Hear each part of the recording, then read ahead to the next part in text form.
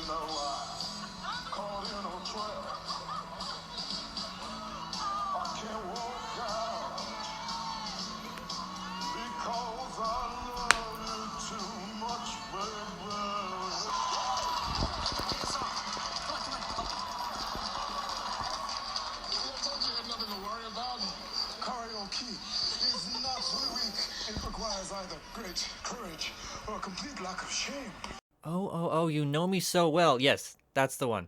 Hey, Ariana, can we talk real quick? It's kind of important.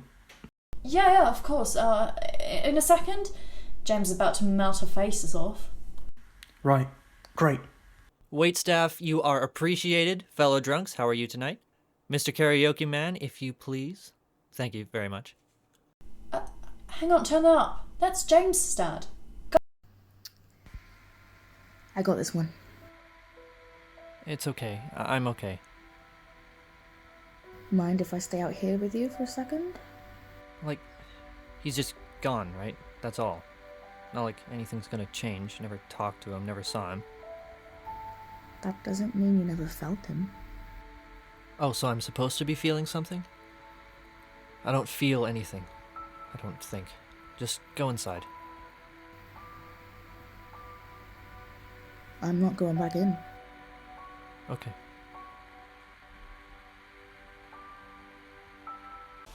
Was a man with many demons.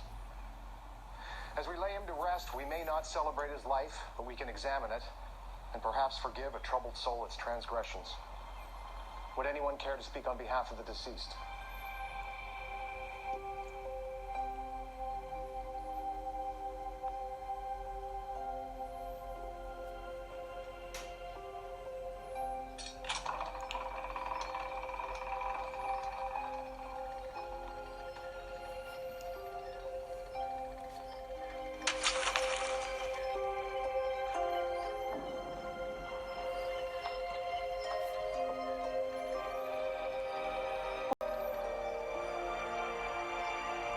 Do you recognize me? It's been a while. I know how long it's been. You just missed him. Oh, I wouldn't say that. Never missed him. I'm not here for him. Oh, so you're here for me.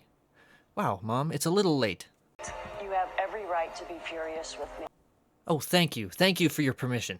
But I am so happy to see you. Honey, you don't understand it yet, but we're finally safe.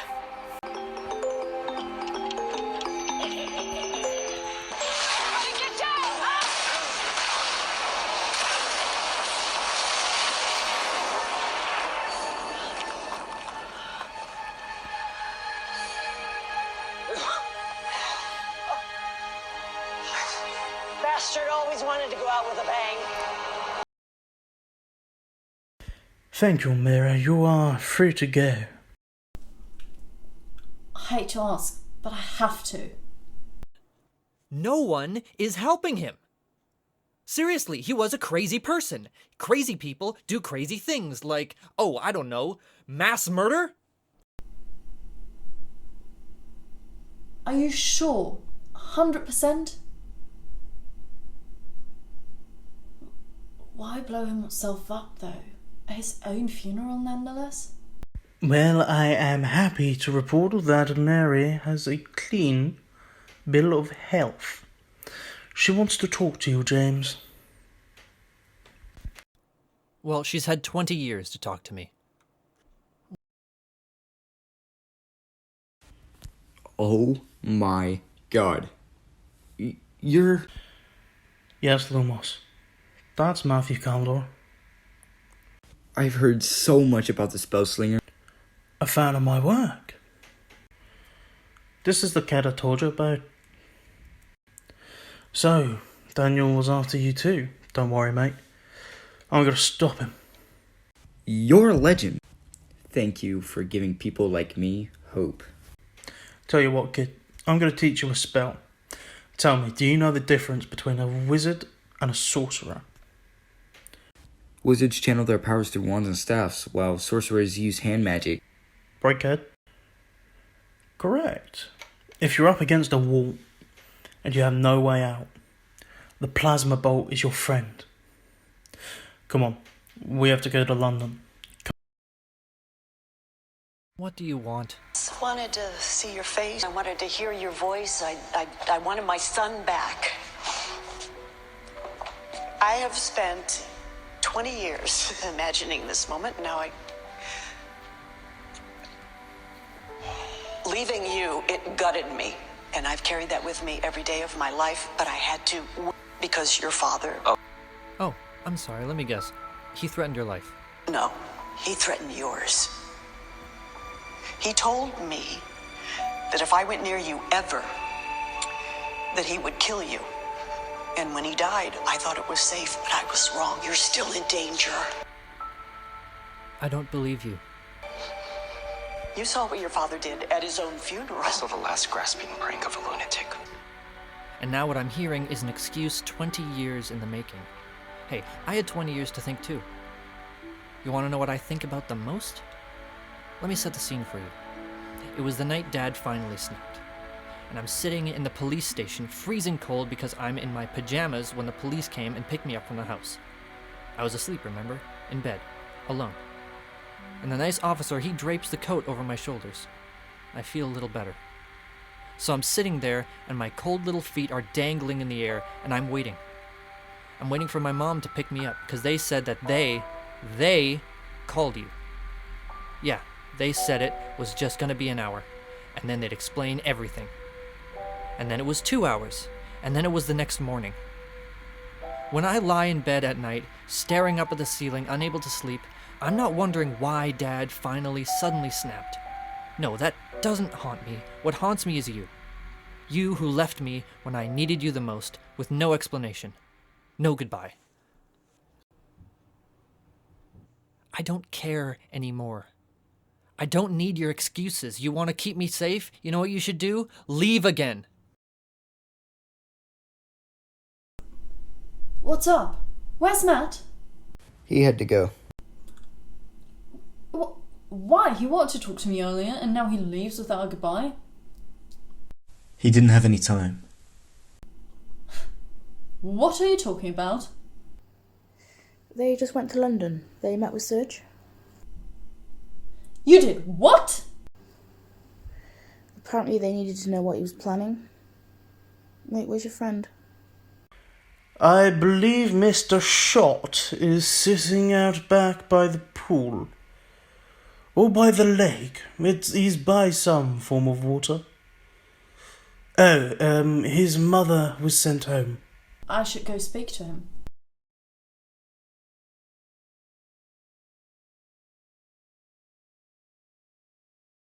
Hey. Hey, Where'd your mum go? I told her to leave. Look, we've been buddies for a while now. Long before I was part of this family with Charles. I was an orphan, but you were always there for me. I just didn't want anyone feeling my pain. Come here. I really think you should find your mum. I suppose.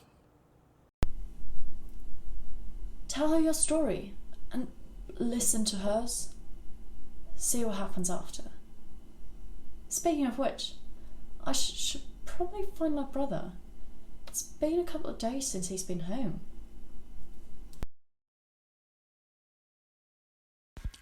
Norman.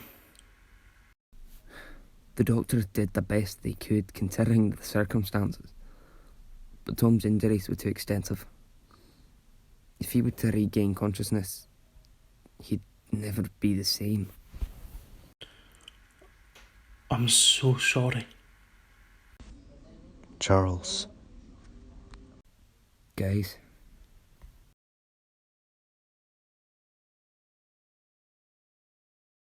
I almost killed a kid tonight. After separating from Sam and Rhys to get back to my life. As you know, Crash and I were chasing Serge all week. Even tried to get you to help me. The speedster we were chasing turns out it was just a dummy operated by a 15-year-old boy.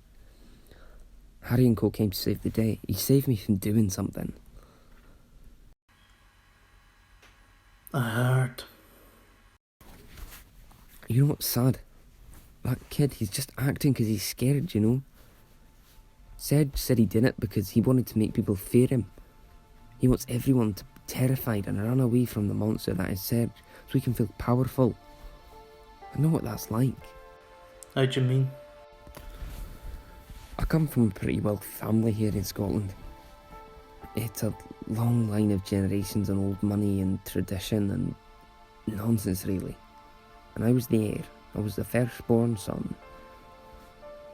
I was supposed to inherit the lot, but I was the odd duck, who would rather go into the garden and collect samples of insects rather than learn how to tie a Windsor knot or which fork to use first at dinner. No, I wanted more, you know? So I came here to be the one thing that I wanted to be, to do the one thing they couldn't stop me from doing. Becoming a scientist, a great scientist. And just as I got to the top of my field, poof. The world changes overnight. Metahumans. I don't know a single thing about metahumans. I certainly don't know how they walk. I don't know how they talk. I certainly don't know the first thing about stopping them, so rendered useless. I suppose that's just the monster I'm running from now. Feeling powerless. Aye, I feel the same some days, Norman. It's a scary world. People die. Trusts are betrayed. Things change. Change can be a good thing, you know? It can bring new experiences, opportunities, people. You can treat them like a potential enemy or like a new friend. Just have to trust that everything's going to be okay in the end. Yeah, maybe you're right. Norman, do you want to go for a drink? I'd like that. Let's do it.